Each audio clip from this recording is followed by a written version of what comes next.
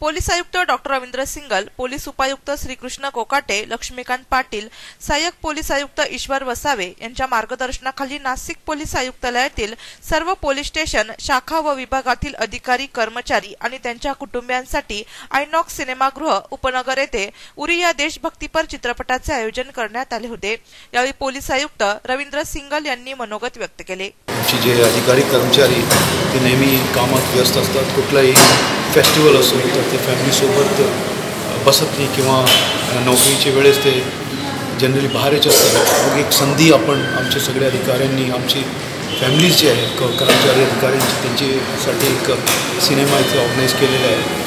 त्याबद्दल मी आयनॉक्सचा धन्यवाद करतो, त्यांनी संधी आणून आम्हाला दिलेली आहे। तसेच आमचे सर्व अधिकारी कर्मचारी आपली फॅमिलीसोबत आज हे सिनेमा पाहत आहे, चांगलं वाटतं। त्याच्या जे नेहमी आपण सांगत राहतो की स्ट्रेस लेवल आहे, टेन्शन आहे, तर हे थोडी वेळ आपली फॅमिलीसोबत देतील आणि ते चांगलं फिल्म आहे, ते बघून त्यांना एक त्याच्या मोटिवेशन लेवल वाढेल, तसेच त्यांचं स्ट्रेस लेवल कमी होईल आणि देशभक्तीची भावना नेहमी आपल्यामध्ये राहिली पाहिजे। परत मुलांमध्ये आणि आमच्या अधिकारी कर्मचाऱ्यांमध्ये अजून वाढेल।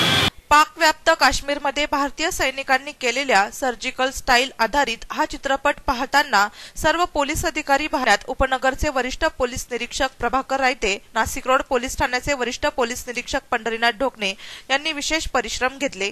नाशिक सिटी न्यूज साठी प्रतिनिधी रोहन दानी, नाशिक।